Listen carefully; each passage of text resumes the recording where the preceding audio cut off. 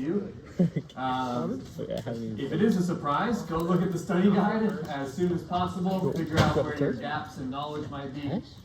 I did not know. I thought that was And then fine. come to office hours over the next couple days and ask me your questions about the gaps in your knowledge. The exam is the exact same length and format as the first exam. Exact same length and format. I've had some of these questions, so I'll just come out with it. I don't try to make this exam harder. I guess some of your other professors like really go to town on the second exam. I don't do that. Whatever I use in terms of coming up with a question, I use the same thinking when I come up with all of my exams. I'm not trying to make it harder. I'm not trying to trick you. I'm just writing questions in the same way I do on exam 1 on exam 2. So it's not intended to be harder in some way to like really test you differently. So if you were really successful on the first exam, lean into what made you successful on that exam. If you weren't as successful, maybe rely on some of your peers, to think about ways that you can become more successful for this one. Same exact length, same exact format as exam number 1. Again, you'll have all 90 minutes. All you have to do is bring a pencil or pen. Everything else I will have for you when you're here. Yes, Chief? The essay can be on anything from the study guide, yes. But if you use the study guide, like on the first one, right, if you go back to your first exam and you realize, okay, that essay was on education, and you go back to the study guide, there's a long section in the study guide on education in the Renaissance. If you use the study guide to study, the essay will be like, oh, okay, that was on the study guide, and I studied. Yeah. Which part of the study guide? All of the study guide. Finals Monday. You just hanging out, Adriel? What's going on? Just wanted to come? All right. Just wanted to, you can hang out if you want, but you're gonna have to pay me some extra cash. Other questions I can answer on exam 2 at this stage?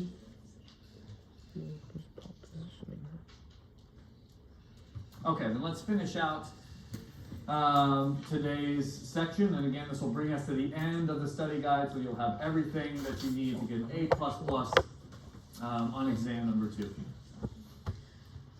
So, we are in the midst of the scientific revolution. Obviously, a lot of thoughts about, especially the universe, right, have changed pretty significantly over 100, 150 years, going from sort of the perfect Aristotelian Ptolemaic system to now a very complicated system where it's not perfect circles, right? It's ellipticals, different speeds, different distances from the sun, and in fact, the sun is now at the center of the universe, at least according to the major scientific thinkers. One of the things that's going to shift in today's class is taking that next step and almost thinking philosophically about what science is and how that changed during this time. Again, I'm sure many of you are natural science majors in one of the disciplines, and so you have a way of thinking about your discipline. A lot of, again, those starting points are beginning at this phase of the scientific revolution, where essentially our bodies of knowledge begin to change, and thinking about what evidence is begins to change. Now again, underneath all of this, there are people fighting back. Again, the church, as we talked about with Galileo, did not agree with the idea of a heliocentric universe, and so he was censured, put on house arrest, and essentially told, do not teach the Copernican theory of the universe. So even though these things, again, I bring them across as if, oh yes, everybody's agreeing to all of this, you should know, again, a lot of people disagree very strongly, even if it seems like the evidence is very strong towards these new ways of knowing. A lot of people are still saying, no, Aristotle, Ptolemy, they are actually correct. And it takes quite a while for a consensus to sort of build in the Enlightenment. So let's talk a little bit more again on some of the more philosophical ideas around what science is. Somebody who's oftentimes viewed as a founding father, let's say, of the modern scientific world was an Englishman coming at the same time as, again, Galileo. And the three big people I'll talk about in terms of philosophy of science are all sort of coming at the same time. Galileo, Bacon, and then the next person I'll talk about is Rene Descartes.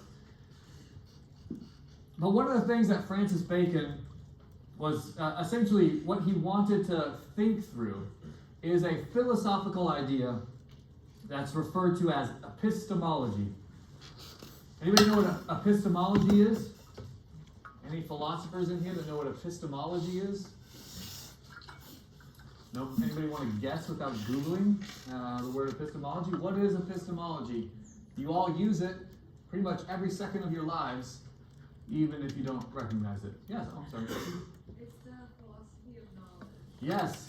How do we know something? The Greek word episteme is knowledge, essentially. How do you know something?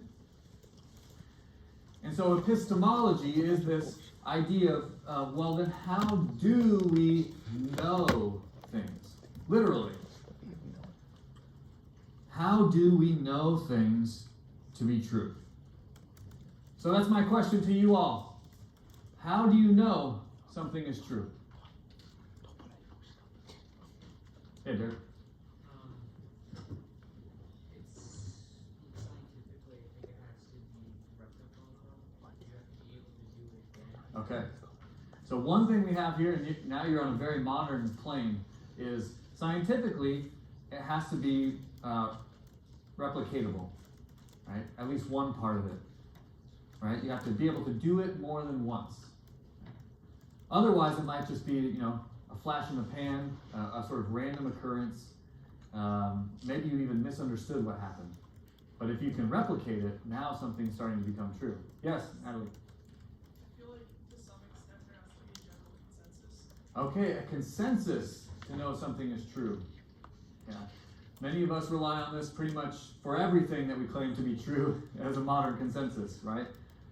For instance, me, anything that has to do with my health, I just assume the consensus is true because I don't know anything about how science works and I think it's lame, so I'm not going to look it up. Okay? So if doctors all tell me exercise and eating well are good for me, I'm just going to assume that's true. And obviously that's a dumb example of the way that we think about a lot of things based upon consensus. What else? How else do you know something is true?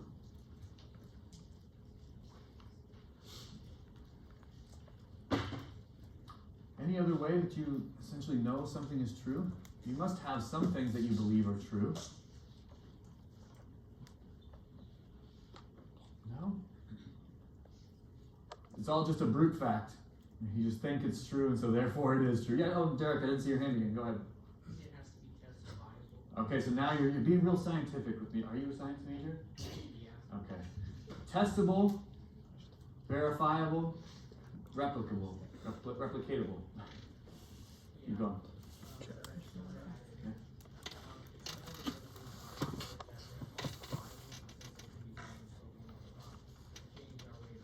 Okay.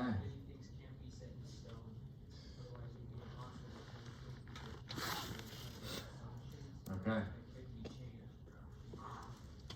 Wow, I know most of you didn't hear that, and I would be too stupid to repeat it. But essentially, Derek just explained modern scientific ways of knowing, which is you essentially have to start with skepticism. That maybe everything can be falsified, and maybe that's your goal, is to make it falsified. And if it's not, then right now it's the best way of knowing something, but it could be false, and that's your goal, is to essentially falsify it to a better theory later on. That's a very modern scientific way of thinking. Yes, Natalie? I had to look up what it's called, but coherence theory, I believe. Okay, explain that. If it's rational or reasonable and it fits within a greater picture of what would make sense and it fits into the puzzle, Okay. then it seems generally Yeah. coherent. It's if it seems genuinely coherent, it fits like a puzzle piece, right? It fits into the whole. Then there's a logical inference, we could say, that would make it a piece of knowledge. It's something that we can know. So here's the questions with Derek. You know, because I'm not a scientist. Here's my questions. Does love exist? Well, then there's two spheres of knowledge, like our Okay. like scientific view. There's more of a approximate explanation. Okay. You know, neurologically and all Yeah. that stuff. But then you could probably explain it more in depth emotionally. Yeah.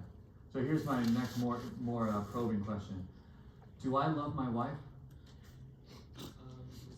Okay, don't answer. The answer is yes, darn it, yes. And am I being recorded? Yes, I love my wife. Now, okay, thank you, Derek. I love your answers. Thank you so much for contributing. Natalie, thank you. We're getting to this stage, again, you can see these are deeply philosophical questions, right? They get down to some core things that you may not think about logically, but you assume to be true just based upon the way that we live life. We're getting to this phase where some of the next stage of the scientific revolution is beginning to do exactly what Derek just said, is to start to question essentially everything that we think we know, and then trying to build back new ways of knowing. So it's not to leave it where, oh, we can't know anything, but instead to build back knowledge based upon new ways of knowing. Aristotle and Ptolemy seem to have been shown to be false in terms of the universe. So what other assumptions are false about them, and how can we rebuild the knowledge? So one of the biggest things, just to put it on here finally, and again, I think Derek did a great job of this summarizing it, is that Francis Bacon is one of the first to essentially identify that these ideas that we've talked about since humanism, right, or the idea of scholasticism and humanism, is that authority and deference can actually hinder scientific progress. Because when you just rely on an authority, right, when you rely on deference, you're essentially kind of adding in a barrier. I said, well, it's always said this way, or the authority, Aristotle has said this, and so therefore that's true, right? And now you're sort of, using your logic to get to a certain sort of predisposed conclusion. Now, again, this can't be the way it is all the time. You do have to have some sort of consensus, right? As you said, Natalie. And then, but you still have to then move from, okay, there's a consensus, but what things may we be faulty on that we don't know that we're faulty on at this point? And this is where Bacon and then Descartes, who I'll talk about in a minute, they argue that instead you should start with doubt. You should start with doubt.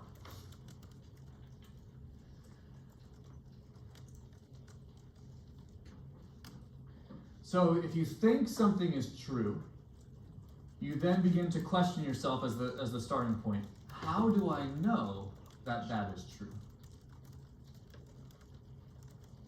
And then as you keep asking that question, how do I know this? And then it pushes you back one other level. You keep asking, well, how do I know that? What sort of pieces of evidence am I using? What sort of assumptions am I using that I don't even realize are just assumptions, that there's not even a lot of evidence, it's just an assumption I'm making. And then all of a sudden, you've kind of broken away at the house that was built there, right? And now it's back down to the studs, right? You're back down to nothing.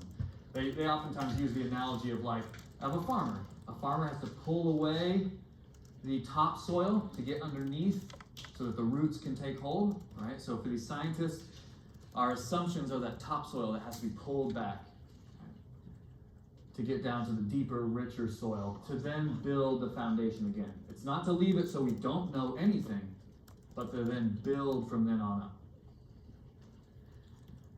And Bacon, who again is oftentimes viewed as one of the fathers of modern scientific thinking, believed that the way to build that house back up is through a version of rationality that's called inductive reasoning. Inductive reasoning.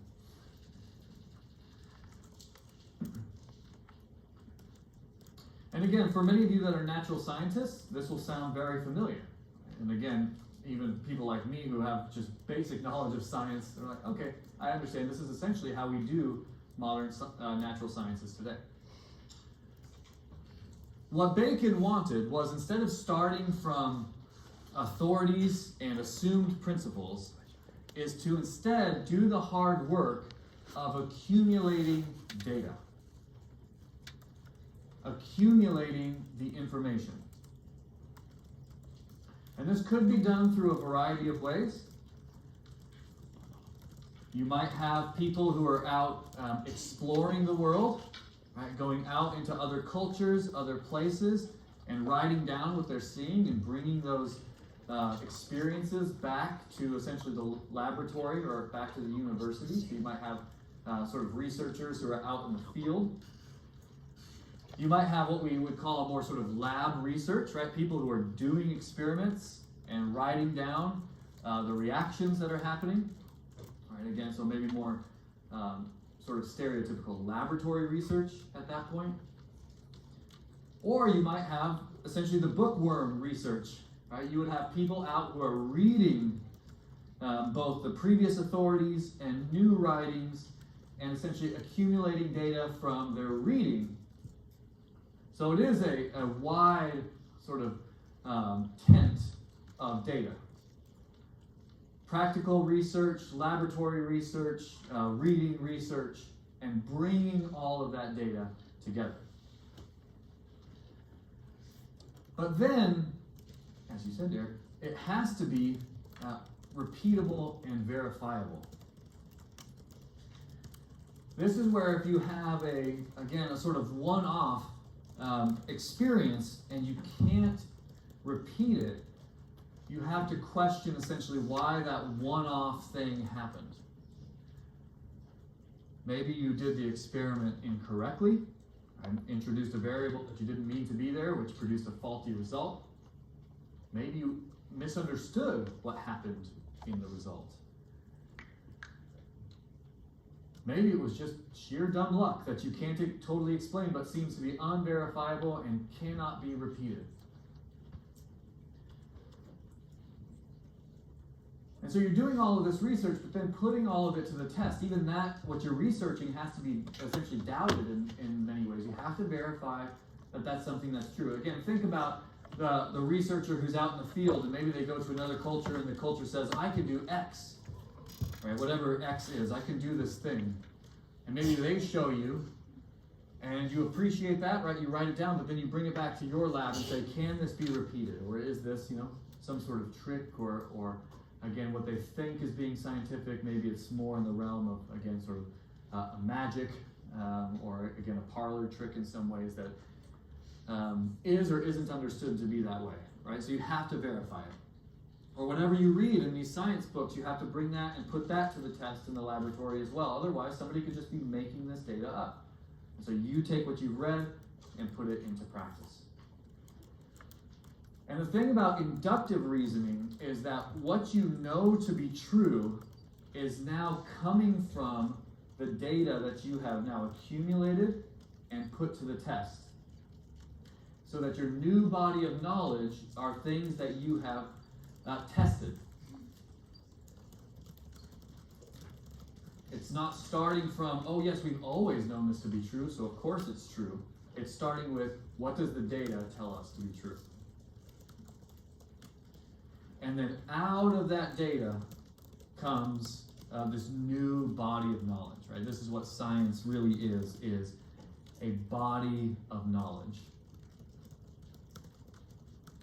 When X happens, you get Y result. And we see that multiple times. So now we can say, again, I think Bacon would never say anything with 100% certainty that we know this to be true all the time and in all places. But, like you said, Natalie, earlier, the coherency of the argument, how it fits together based upon the hard work, produces a new body of knowledge. And now that body of knowledge is essentially our new set of evidence, our new aspects of what the new data is. So that conclusions now, again, are based upon all of these pieces of evidence. Not just starting with, well, we know this to be true, and then working your way backwards.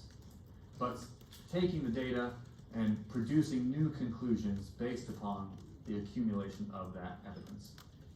And that allows, Derek, as you said, new things to pop in, right? As you then say, well, let's verify this. Well, we now know this variable over here. What if we now add it in? Maybe the thing we thought we knew is no longer true. Yeah.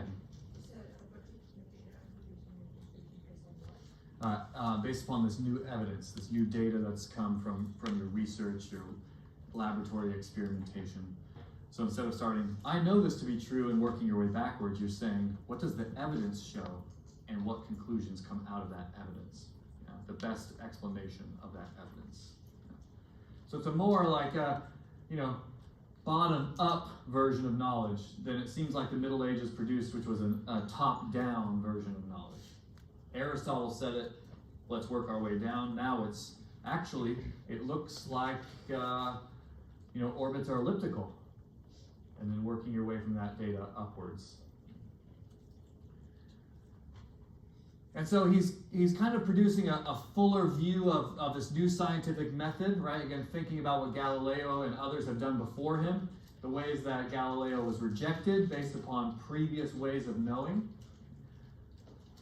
And Bacon is now saying we need to essentially do away with that old way of knowing things and move to this more inductive way of knowing.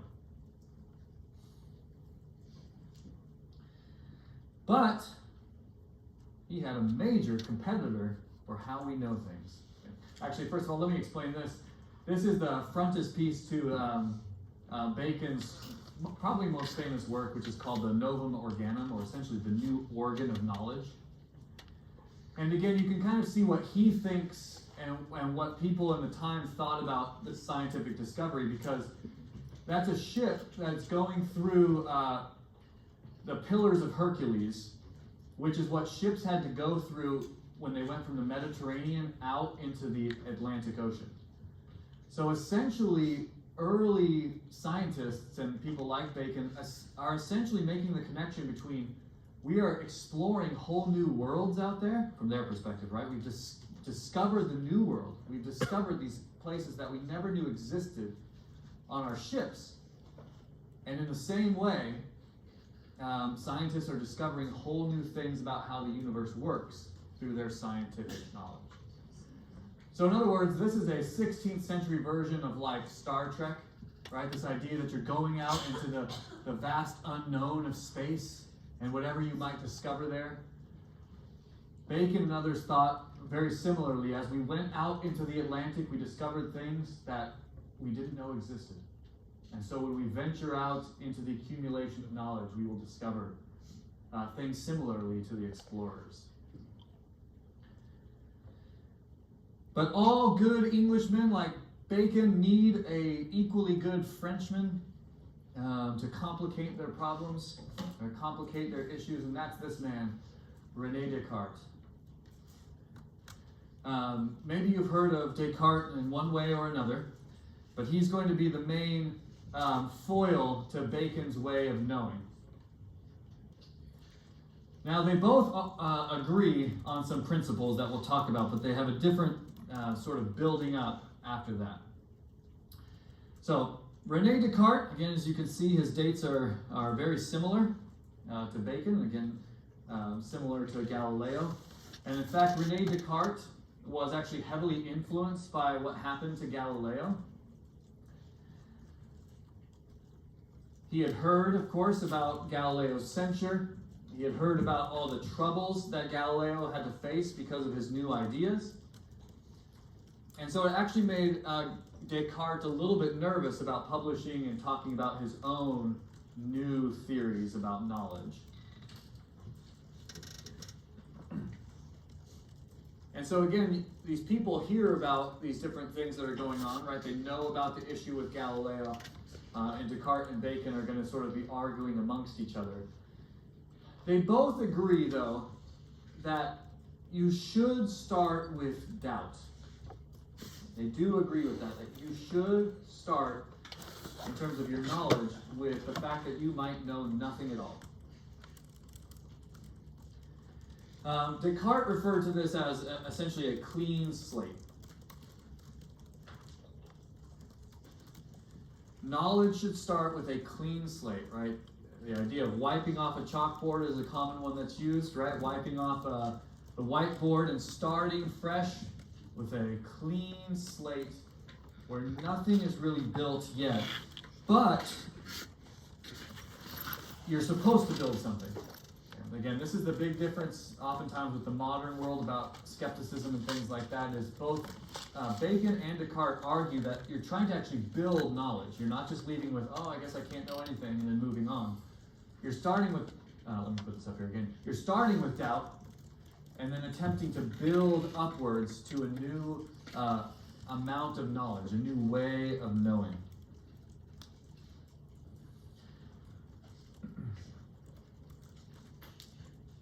So, again, you start with doubt. Your goal is to rebuild your knowledge.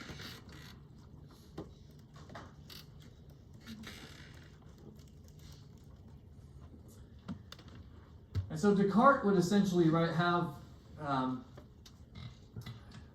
in his writings, he would talk about how these questions kind of begin to push farther and farther back, right?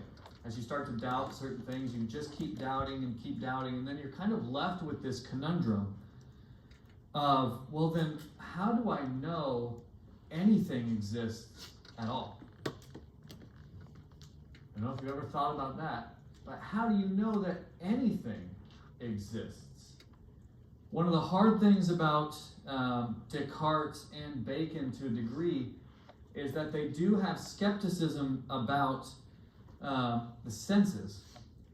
Your senses can be deceived. You can think you saw something and not actually see it. Like, how many in here, you don't have to raise your hand unless you really want to, how many of you have seen a ghost before? Again, my wife, whom I love, she thinks ghosts exist and I don't. And I think aliens exist and she doesn't. So which one of us is right, darn it? She's never seen a ghost and I've never seen an alien, so which one of us is true? You know, which one of us is right? I keep telling her, I think it's more plausible that aliens exist than ghosts. She just, so shut up. So, no ghost stories in here. We want, like, how do you, if you see a ghost, your eyes have seen it. But can't your eyes deceive you? Again, I think I've used this before in the class, but this is a common modern example of this. If the doors were open and you could hear really clearly what was going on down at the fountain, and you heard hooves, what would you assume you heard go by? Horses. But why horses? Yeah, but don't zebras have hooves? Okay, so it's less common, but we didn't see the horses go by. We just heard hooves. So our brains connected hooves to horses. Why not giraffes? Again, it's less plausible, but giraffes have hooves. So why didn't a herd of giraffes go by in your mind? I'm assuming most of you also thought hooves, horses. Now, again, that's kind of a silly example, but it's a big part of their doubt is that our senses can deceive us. We can think we hear, see, taste, or smell something that we haven't actually done. And so you just keep pushing back to doubt. One of Descartes' big things is that you can't have an endless regress of that, because then it's like, I can't even doubt my own existence, or I can't be solid in my own existence. So he realized, or at least theorized about something very important, and he summarized it in perfect Latin, that you have to start with at least a first principle, and that principle is cogito ergo sum. In French, it's je pense, donc je suis. What is it, Nancy? Je pense, donc je suis. Oh, just French one? Who else? Yeah. I think I think, therefore therefore I am. Everybody heard that somehow, some way, even if it was in a dumb TV show or something. You have to have heard the phrase, I think, therefore I am. This is Descartes' breakthrough in terms of epistemology. In order, he kind of essentially came up with this idea, or again theorized, that the fact that he can doubt proves that there's someone doing the doubting.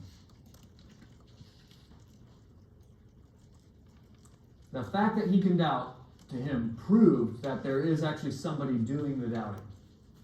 So the fact that he can think proved that at the very basic, the very bottom, he exists. Do you agree?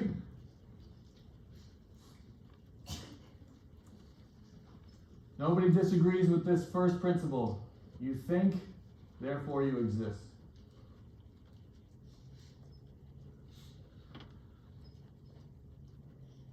Here's the hard part about living life, and this is my, I'm not a philosopher again, but so I'm sure our philosopher buddies would come in here, or my buddies would say, no, Nick, you're thinking about that stupidly, is I think, therefore I am proves I exist, but it doesn't prove that you exist. Because I can't see or experience you thinking. I can experience that I'm thinking, and therefore I exist. But all of you might be beautiful, wonderful, well, talented, on your way to glory, figments of my imagination. After all, I can think about a unicorn, but we all know that unicorns don't exist. So just because I can think you are there doesn't mean you are actually there. So it helps on one level. I know I exist, but I don't know any of you exist.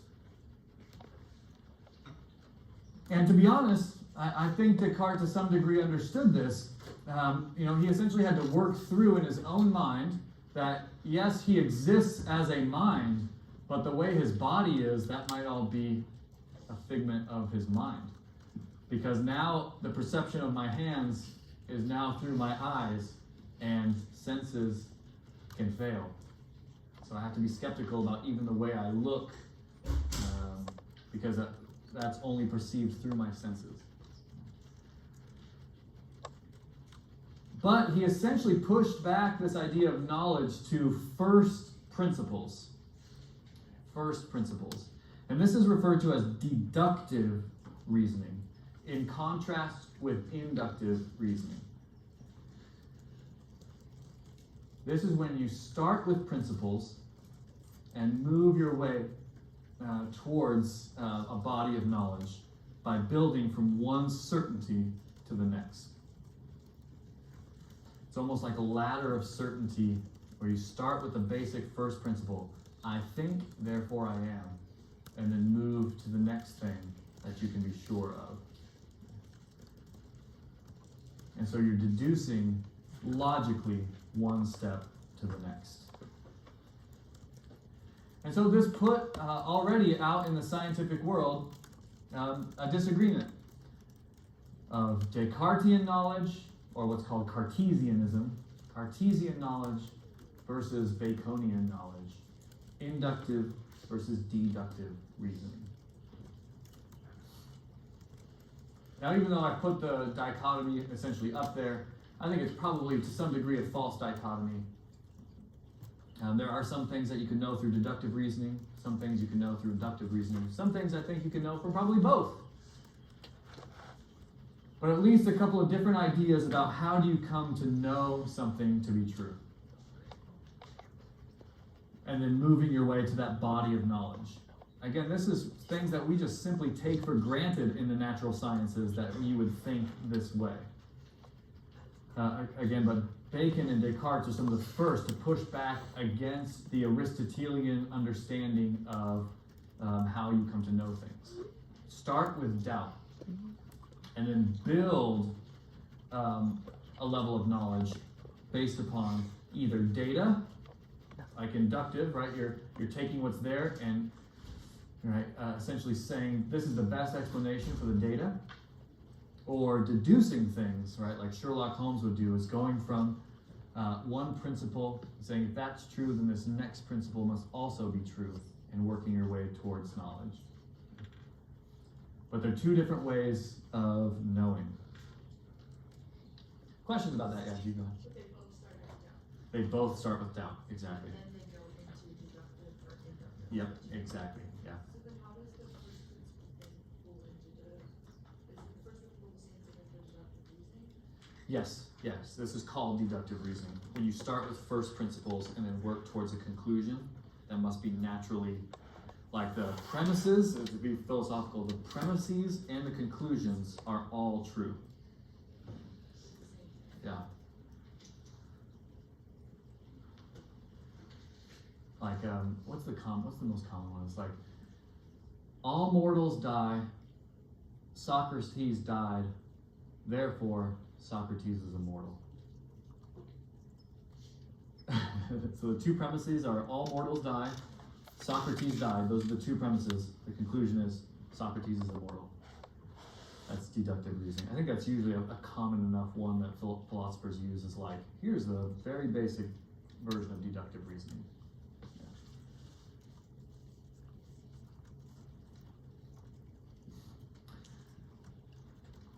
Yeah. Other questions about that? So again, this is getting down to how do you even know things, right? This is going deeper than, obviously a lot of Copernicus, Kepler, Brahe, Galileo, they're all using, I would argue, some version of inductive reasoning. They're taking the data and saying, Aristotle's version, Ptolemy's version doesn't match the data. The data produces this theory. And so they're using inductive reasoning, but Bacon's one of the first to essentially explain it and to illustrate its importance across sort of the whole blanket of society, not just kind of hyper-specific what's going on in the universe, but how do we know things to begin with? Again, both of these people, strong Christians. Again, this is one of the things about the scientific revolution that our modern day has decided these are two totally different things, is both Bacon and Descartes. Descartes was a Catholic, Bacon was a Church of Englander, a Protestant. Both believed that this supported a rational universe created by God. And then, any questions about that before I go on to Pascal? Then we got another person named Blaise Pascal.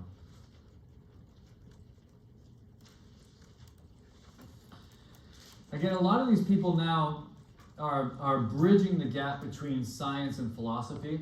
So I know this is still the scientific revolution, but now we're really getting into kind of the philosophical sides to all of this. But Pascal wrote a book called the Pensées, the Thoughts. The Thoughts, Pascal. And he was one of the first people to essentially make an argument in defense of the Christian faith that utilize these new methods of the scientific revolution.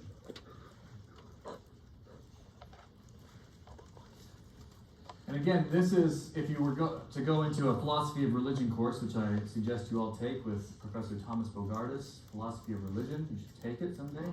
Excellent class. But this is still one of the strongest, or at least most complicated arguments for the existence of God, utilizing some of these new philosophies. And it's usually kind of summarized in the idea of essentially probability theory. So the mathematics that have been developed by all of these great scientists now, right, essentially all of them are using mathematics. Descartes actually thought that mathematics were like the key to the universe as well. Right? He wrote some mathematical treatises. He was an innovator in terms of mathematics. And so beginning to use mathematics essentially on a deeper sort of philosophical plane. And by using probability theory, Pascal came up with something that we now call his wager. Pascal's wager. Anybody know Pascal's wager as an argument for God? And then want to now explain it to the class. Yes? Uh-huh. Yeah. This is just nice. It's really no different. It's just convenience. Like, Yeah. it's easier to attach. I think this one's just a little faster. Yeah. Do I like it? You're good, yeah. All right, so that I don't have to repeat all that, which is very smart. Thank you. Here's an image I pulled. Oh, come on, computer, work. I dare you. So I don't have to. There we go. I ripped this off the internet from some random person somewhere. Yeah. This is Pascal's wager and what Emma just explained perfectly, which is utilizing probability theory and thinking about Christian theology. How rational is it? This is kind of the question, is how rational is belief in God? How rational is belief in God? So, just to put that on there, what he's trying to do is justify rationally belief in God. And he's done this wager, right? It's like betting on sports or something, right? So, Emma just explained this very well, but to repeat it, if you believe in God, and there is a God, look at the nice pearly gates, you have infinite to gain, is essentially the summary of what Pascal says. You have infinite to gain if you believe in God and God exists. That's the first square. The bottom one right below it, right, the scary looking one, is if there is a God and you don't believe in him, then there's infinite to lose. So repeat that again. If there is a God and you don't believe in him, then there's infinite to lose. And then on the other side is kind of, as you can see, nice little nothings. If God doesn't exist and you believe in him, then you have gained and lost nothing. Although I would say you probably gained better friendships, better families, more joy, all that sort of stuff. But that's a question for office hours. If you don't believe in God and he doesn't exist, you've also gained and lost nothing. And so utilizing the principles of mathematics, and again, his argument is significantly stronger than this random box, right? Is thinking through the principles of mathematics, of probability, using a rational argument. He essentially argues that what is the probability that God exists? Right? If it's more probable than not that God exists, if it's more probable than not that God exists, then you should believe in him because you have infinite to gain and infinite to lose. So I'll say that again. If it's more probable than not that God exists, you should believe in him because you have infinite to gain and infinite to lose. If it's less probable that God exists than not, well, you really have nothing to gain or to lose.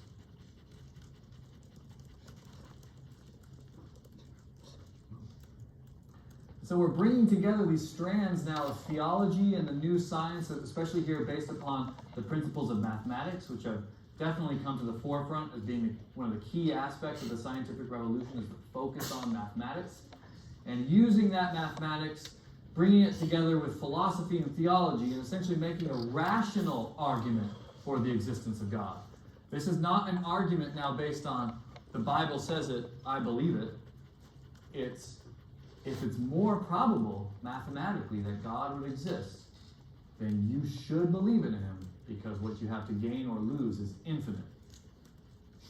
But if it's not more probable, then you have nothing to gain or to lose from believing or not believing. And so you're starting again to see sort of this third way of bringing in the natural sciences and sort of the older ways of theology and philosophy to push forward an argument for the rationality of belief in God, which is very different than the Middle Ages, which just assumed belief in God. Questions about that? All right, then let's take our break now, and we will come back at 12:54. Again, very famous in terms of early modern philosophy that comes out of this. One of the biggest differences between Spinoza and his other sort of quote-unquote colleagues in the scientific revolution is that Spinoza was writing essentially as a minority member of the European world. Right? He was a Jew who was living in a predominantly Christian, or wildly predominantly Christian atmosphere. And so that made him a bit of an outsider from the beginning in terms of his own philosophical works. Again, as we've seen, even Christians, right, have to go up before the Inquisition or other bodies. And so you're adding that in with a sort of already skeptical view of Jews within the 17th century, within the 1600s. And so his philosophy, in many ways from their perspective, would have been somewhat radical in terms of his own status in Europe and then his arguments philosophically. One of the big things for Spinoza is he essentially, again, pushed back sort of first principles really far back, essentially, into the idea of mathematics. And that the universe might be composed, again, of just one simple substance, instead of, again, even this Aristotelian view of gravity and levity, or the four different substances. Again, many people have already said, well, we know that not to be true, but maybe there's not a total conception of what the universe is made out of. And so instead, Spinoza essentially argued that perhaps the whole universe is made out of this same sort of singular substance. And this actually put him in an argument with Descartes. Descartes thought it was a little bit more complicated than that in terms of the different types of substances. Again, thinking about first principles and what those things are made out of. So again, to say all that, it can get very, very complicated. To summarize it, it's just to recognize that in the scientific revolution, you have these people who are grappling with one another. Right? Which is, again, what good science even today is supposed to do. Right? Is to grapple with one another and to take consensus and to move it to the next logical spot, right, based upon the evidence. And so we're doing this from a little bit more of a primitive instance, right, as more tools become available to understand substance, as mathematics are expanding into new fields even of mathematics. They're arguing with each other, even if they have the same sort of starting point with what all these things mean. And for Spinoza, he really cared a lot about the mechanics of the universe. How does this substance sort of work? And so for Spinoza, one of the big things is that he actually believed that there was a possible infinite chain of cause and effect. But that, again, this chain may never end. And so you may not actually get back to that first push. Again, this is against even the medieval philosophers. Like Aquinas argued similarly to say that there are chains of cause and effect that they can't go back for forever. And so there had to be a first mover, a prime mover, as he says, which was God. And so Spinoza is kind of pushing back against that perceived and accepted sort of understanding of cause and effect, that it must have, it can't be infinite, let me put it that way. It cannot be. But Spinoza said, no, it can be. It can be an infinite regress. We don't need necessarily that prime mover to get this amount of cause and effect going. But Spinoza wasn't necessarily like an atheist in the way that you would now sort of understand an atheist, somebody who denies the belief in God. Spinoza believed a little bit more in what we, actually I won't use this term, I'll just put it up here. He essentially believed that the universe is, or God is the mechanics of the universe. Like the way that the universe actually works in this chain of cause and effect, that is God. Yeah, the mechanics of cause and effect, that is God. No, that is him. Yeah, it's not his will. I know it makes more, again, for me, that makes a more logical sense. Like, well, you mean God's will, right? And it's no. Those mechanics actually are God.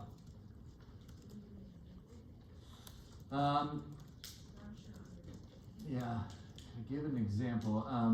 Essentially what we would now think of, again, this might make things more complicated, but essentially mathematics, so that when you put 2 + 2 = 4, like that's what we mean here by mechanics, that equation actually is God himself. And all of the equations that work, that is God. So it's actually almost more similar to the way like the Greeks and the Romans viewed gods, where gods could be like the tree. The tree is a god, or the river is a god, or that mountain is a god, like literally. But instead of it being like a mountain or a tree, it's like this, the things that make the universe continue to exist, that is God. Yeah. Now, almost everybody disagreed with him during the time. So this is quite a radical, almost going back again to sort of the pre-Christian and certainly pre-Judeo-Christian view that God is kind of a person unto himself and not just effects. And so Spinoza was kind of pushing even against that. That's where a lot of people actually argue that he's more of an atheist than previous philosophers, is because this is very much a rejection of the traditional views, both within Christianity and Judaism, of who God is and how God works. So all that to say, everybody strongly disagreed with Spinoza's argument here. Both Christians and his fellow Jews strongly condemned Spinoza's philosophy. But again, he kind of gives us a bit of a counterweight to even somebody like Pascal, whose philosophy of mathematics is trying to prove God's existence. Now we have Spinoza, whose philosophy of mathematics is kind of pushing back against the traditional authorities of religion, whether Protestant or Catholic, and even at this instance, Jewish understandings of who God is. But Spinoza also helps to bridge us to the next thing about the scientific revolution, which will then continue after Exam 2 in the Enlightenment. And that is, Spinoza argues for some things that become more associated with political philosophy. As we get to the Enlightenment is going to be a lot about politics and philosophy. Right? What is law? What is an individual? What sort of rights do individuals have? How can they enact those rights? Spinoza kind of bridges this gap between, again, we have the sort of pure science, we might say, of like Kepler, and then kind of bridging that gap into people like Descartes and Bacon, and then now we can have Spinoza, who bridges from Descartes and Bacon into like Locke, who we'll talk about when we get back from Exam 2. Because he believed very much in sort of the oneness of the universe, he also essentially argued for what we might call like the atomization of individuals. So Spinoza, to make this clear, was really early in thinking about the idea of individualism. This is something, again, that you and I take for granted to be true, that we are all unique individuals, right? And that we have our own wills that should be enacted. It's a very common Western view that we're individuals, right? And that to violate our individual freedom is a violation of us as humans. Most humans did not believe that way up until the Enlightenment, up until essentially this period, right? Humans have viewed themselves collectively as a group, not sort of individuals. Spinoza is kind of on the forefront of taking that group mentality and again kind of breaking it up and starting to argue for the importance of the individual within society. It's a very different way of thinking. Again, maybe similarly to the difference between the Middle Ages with science and now inductive reasoning, right? Inductive reasoning takes each individual data point, right? The data here, here, here, and brings that data to a collection and then works upwards.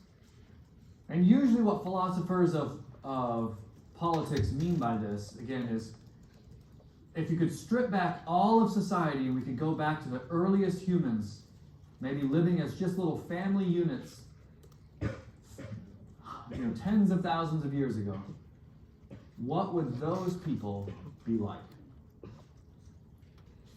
Just in their state of nature, you could take all this stuff away and just say, what would a human have been like in that state of nature originally? What would they have been like? And Hobbes argued it was a bloody competition for natural resources. This is one of his quotes.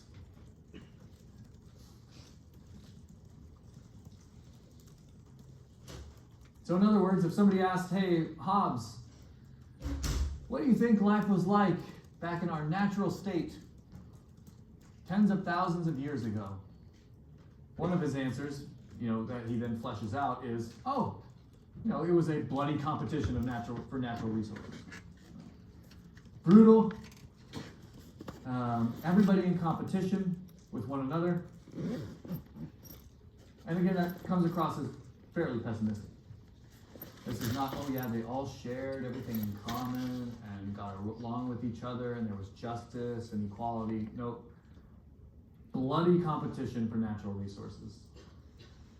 And again, he might see evidence for this in his own life, but some scholars argue, is this his way of explaining what he's seeing in absolutism, right? The absolutism of Louis XIV, we might say in particular, but this idea of mercantilism. Remember, one of the key aspects of mercantilism is that for you to get better as a nation, it has to come at the expense of another nation. They don't rise together.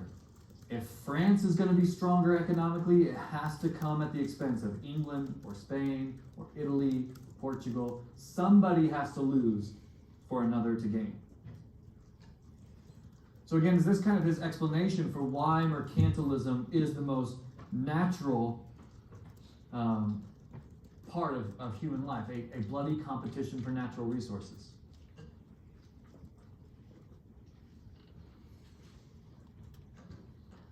And so for Hobbes, in many ways, because of his pessimism, he actually argued that sort of humans, left to their own devices, will not naturally develop as peoples. Like, essentially, why does society develop? He doesn't think it's something that's natural to us. He says, again, here's another great quote from him. The life of man is solitary, poor, nasty, brutish, and short.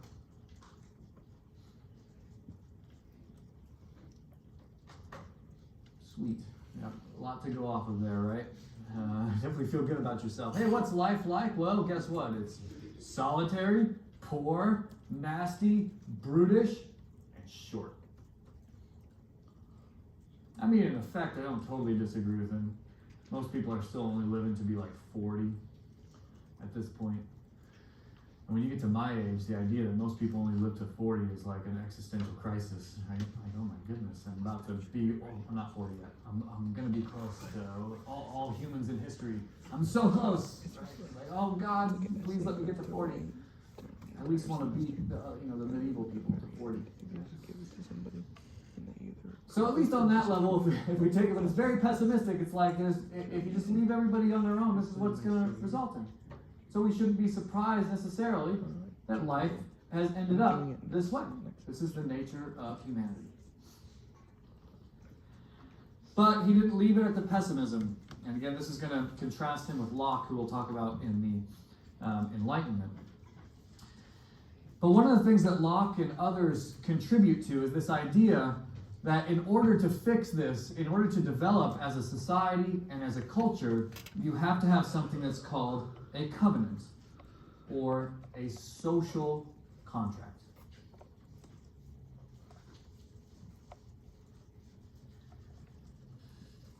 Again, they use this is very biblical terminology, the idea of covenant. Later on, it gets used as this idea of social contract, and that's oftentimes what it's called, the social contract theory. They use this very biblical term of covenant. But it's essentially the idea here that people enter into a contract with one another. Right? Human beings come together in contracts. And this is what the Leviathan is essentially getting at. Can you see the body of this king? What's he made up of? He's made up of individuals. And so in Hobbes' social contract theory, which is something that's different than Locke and others, is that he thinks human beings are so essentially, degraded, deplorable, that you need to actually give up your rights in contract to a monarch, to a king, or whatever you want to call that person, a prince, a duke, a leader, that you actually contract with, and you surrender your rights to that sovereign. And that's what's depicted here. These individuals are making up the sovereign's body, right? They're making up what he actually is. But you can see that the sovereign is over this, right? This nice little medieval city and its countryside, right? He's lording literally over. And then, what does the king have in his hands? His right hand is obvious. What is that? What could that possibly symbolize? If the king is going to give something back to his people in this contract, what might the sword symbolize? Protection, that's right. I heard somebody whispering it. Protection, that's right. And then what's the thing in his left hand? Yeah, it's a scepter, but what is it supposed to represent? Anybody know? You don't really see this much here. Oh yeah, Derek, go ahead. It is, but it's a certain type of sovereignty. It's not political sovereignty. Again, yeah, no. Is it religious? It's religious. That's right. That's a bishop's crozier, which you don't see very often here in America, but that is a staff that a bishop holds in his left hand. So that the king, in response, is supposed to essentially protect and support his constituents, we might say in a modern way, with an army and the church. Supporting them and protecting them physically and protecting them spiritually. Supporting them physically, supporting them spiritually. Do you need help with that? And so the people come together to make this contract. In response, the beast of monarchy is supposed to support the people, to provide for them protection and support. But that ultimately, and again, this is where he starts to bridge the gap, ultimately, monarchy is through popular support. So again, this is something where he might complicate the sort of traditional idea of political philosophy. Right? Think about Henry VIII, and all Henry doesn't care if he's not going to be voted in. All Henry cares about is legitimate male heir. Right? Because all he needs is to pass this down to his son. Hobbes wants to take monarchy and make it a little bit more like the Holy Roman Empire is, which is the monarch needs to have some sort of democratic support. Right? It needs to have the will of the people to make a monarchy successful.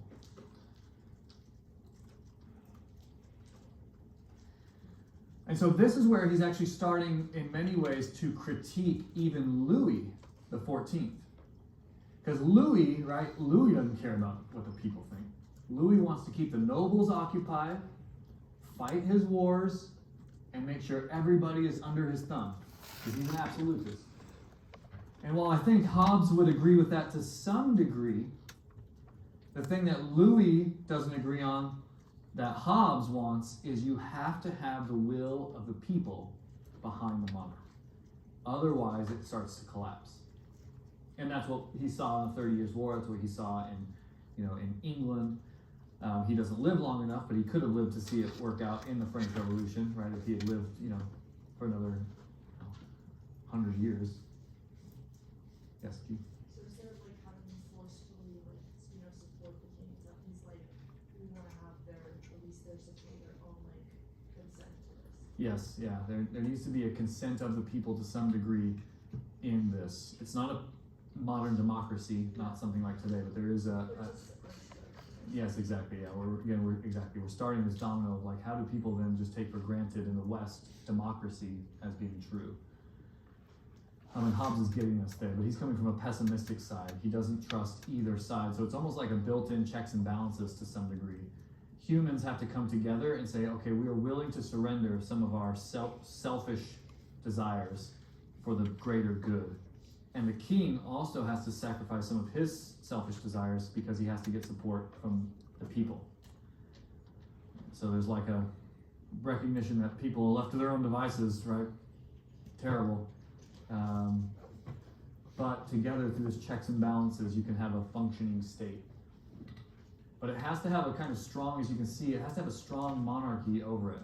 So as you can imagine, and he's still critiqued from pretty much everybody. Everybody critiques Hobbes even to today.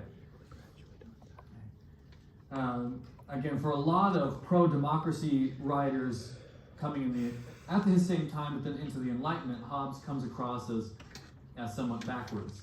But so these are critiques, people who are critiquing Hobbes, okay, in other words.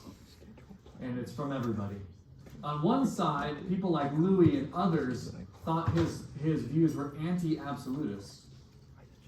Hobbes, to them, actually comes across as anti-Louis XIV and his types of kings, because you have to have the consent to some degree of the people. Louis does not care what the people think, unless it's somehow going to mess up his wars, right? Or mess up his dancing at Versailles or something, right? Otherwise, who cares what the people think? I'm their king, they need to obey. And so for many, the fact that the king had to have some consent from the people made it seem like he was actually anti-absolutist. Others actually argued, and Hobbes may be as close as we can get to maybe an atheist during this time. I would argue with that, but maybe. He's critiqued because he has a lot of, beyond even what we've talked about with like Erasmus and Luther, he goes really far in his critiques of religion. Views it as a simple means to an end, not necessarily something that is for the greater good of the people, but so that societies can function. And he has a lot of really strong critiques against Protestant and Catholic Christianity. So from that side, he's also critiqued, even though, as you can see in the depiction, he's got the bishop's crozier on there, but he seems to have a very pragmatic view of the role of religion. It's here to help the masses simply stay. Again, maybe if we could use Marx, even though Marx is hundreds of years from now, but like it's the opiate of the masses or something like that. It keeps them sort of contained. And so he comes across as this is not pro-religion, this is just pro sort of power and sort of keeping things together. And then still from another angle, people said, actually, it looks like he's a tyrant. He loves tyranny. So everybody hated Hobbes in some way or another, or everybody had a critique. Not hated, critique for Hobbes. Because even that, right, just that image, that looks pretty tyrannical. And this idea that the monarch needs to be strong was very clear in Hobbes' philosophy. But he nuanced it in a way that maybe even Louis and others wouldn't have liked, right? Because you need the power of the people to support the monarch. And so you can see in this scientific revolution that we're moving beyond now just what we can observe and starting to really dig into undermining essentially traditional views of philosophy and politics as well. Again, the world as they knew it is now being put into doubt. You thought this is the way it was, but maybe it's not. Maybe there are other ways to think about these things, and then building forward from there. All right. Well, you got it. You're ready. You're ready. A++ is all on the way on Thursday. Oh yeah, I forgot.